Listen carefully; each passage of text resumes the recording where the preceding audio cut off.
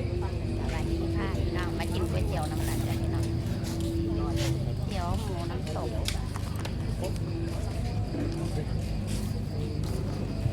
ตอนนี้วัตถุมงคลของเราตอนแรกเหลือเยอะตอนนี้ก็หมดแล้วหมดเลยเหลือแต่แค่5 อันสุดท้ายเท่านั้น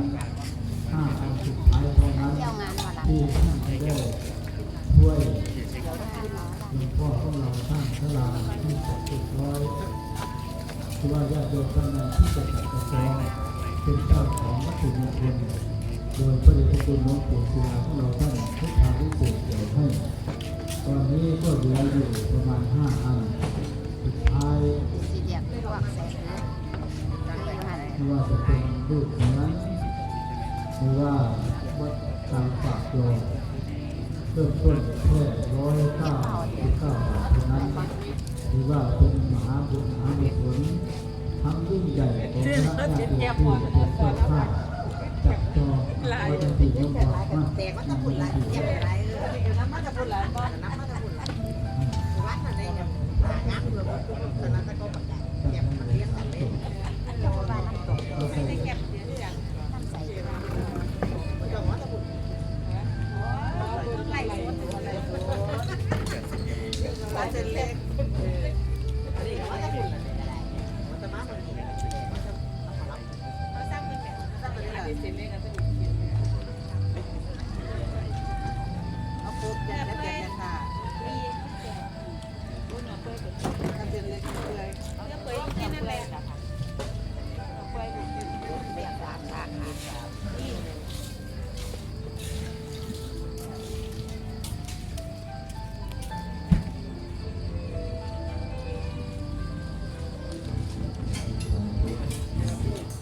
ทุกโยมมาจากสุโขทัยโอ้โหมาจากไทยแต่ว่าท่านจะฟังว่าเราเป็นผู้กว่าอายุหรือว่าท่านพ่อเขาบอกอายุอยู่ตั้งสุโขทัยเป็นมาสุโขทัยก็ไม่ได้มาอันนี้ท่านก็ให้ประโยชน์กับควรจะเรียนให้ที่ท่านอันนี้ที่ใส่ในบ่อน้ำก้อนลอยได้ ว่าจะเป็นหน้าที่การงานก็ให้ไปดูเรื่องธุรกิจการค้าการขายก็จะเป็นผู้บริหาร แม่ค้าขายสุ ซึ่ง โข ก็ ทัย เป็น มา ท่าน งาน ท่านดูสุขุไทยหรือว่ามีเพื่อนที่เขา ด้านขวางขวดได้จ้ะแม่ค่ะ ท่านตรงนี้มันเป็นท่านเพื่อนในร้านกับเราเด้อตรงนี้เด้อและวันนี้ก็เหลืออยู่แค่2 อันสุดท้าย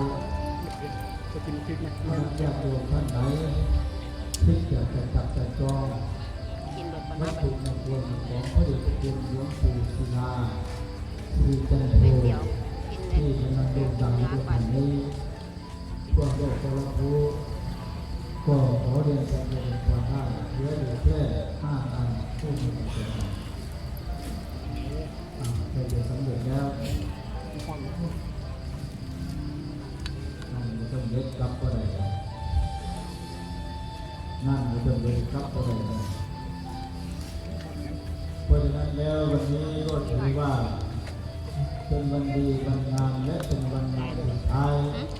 ของคณะญาติโยมสาธุชนทั้งหลายขอบคุณมาก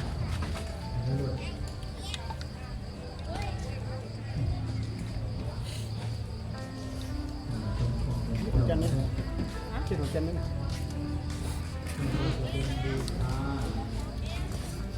ดอกไม้ลูกเทียนก็ดีหรือว่าท่านจะบูชาวัตถุมงคลของเราก็มีรูปเหมือนหลวงพ่อท่ารักของเราก็ดีบูชาเริ่มต้นที่39 บาทเท่านั้นไปเอาผัก39 บาทเท่านั้น ไม่บะมีผัก 39 บาทเท่านั้นและบูชาที่รูปนั้นไม่ว่าหลวงปู่ศิลาของเรานี้ก็บูชาเริ่มต้นที่199 บาทตอนนี้ก็เหลืออยู่ไม่มากเหลืออยู่ไม่เยอะแค่5 อันสุดท้ายเท่านั้นถ้าท่านได้บูชา5 อันนี้ก็เป็นมหาเศรษฐีมั่งมีสีสุขเป็น เป็นมหาเศรษฐีมั่งมีสีสุดทั้งสัตว์บูชาเริ่มต้นที่199 บาทเท่านั้น199 บาทเท่านั้นที่ท่านจะได้บูชาวัตถุมงคลของเราหรือว่าท่านจะบูชารูปเหมือนหลวงพ่อท่าวัดก็เริ่มต้นที่39 บาทหรือว่าท่านจะมาบูชาธูปเทียนดอกไม้ก็วัดกำลังราคาของท่านตอนนี้มลังกับท่านเลยมลังกับท่านเลยขณะนี้โยมที่มาจากหมู่บ้านต่างๆ ต้องกินกาแฟก่อนจะพี่น้องค่อยจะได้ค่อยจะดูหมอลำได้ ว่าในปวดตะวันก็ขอเรียนเชิญเจริญพรได้งานมาเป็นหมอลำเป็นบริเวณนายด้วยท่านเป็นผู้คนบริเวณขึ้นมาเหมือนเป็นหมอลำเร็วโดยแต่ว่ามีค่าเราคือเป็นคนลำบาก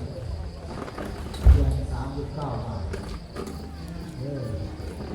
39 บาทก็มีหรือว่า199 บาทก็ดีเป็นนักเป็นคน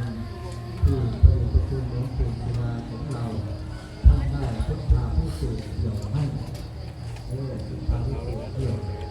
ก๋วยเตี๋ยวแซ่บจะพี่น้อง ปากนอกเป็นใหม่เป็นคนหาอะไรอย่างที่สุดที่ใน199 บาทโอ้เหมือนที่เดินมาดูการทุกมาเอาไปถึงเนี่ย อะไรที่ใครกินได้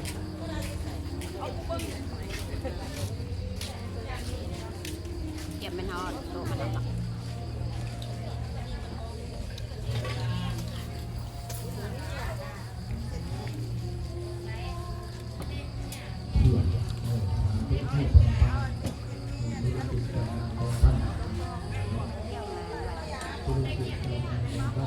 ใช้แรงกว่าเขากินขนาดนี้เลย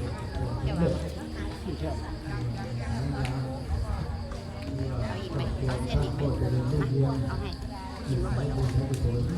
ก็ตอนนี้ก็เหลืออยู่เพียง4 อันเท่านั้น เอาถ้วยมาเร็วๆยกมา อยากจะจับจองเจ้าภาพ กินไม่ห ห ม ม ด ดแล้วก็คือหมดเลยจากนี้เขาเป็นข้าวลงเศรษฐีทั้งสองเบิ่งมารับเร็วคือคนไทยเชื่อหมดอันนี้สิ่งนี้หมดแล้วก็หมดเลยสบายแต่ดูดนั้นหลวงพ่อท่าวัดของเราก็เหลืออยู่ถ้าคณะญาติโยมท่านใดที่อยากจับแต่จองแต่ว่ารูปนั้นพระเดชพระคุณหลวงปู่ของเราคือหลวงปู่ศิลาภิเษกโตเราไม่ต้องเดินทางไปที่ประเทศวันนี้และในวัดของท่านก็ไม่มีการฝากยอการฝากยอดที่ให้คนได้ยากเลยเพราะฉะนั้นแล้ว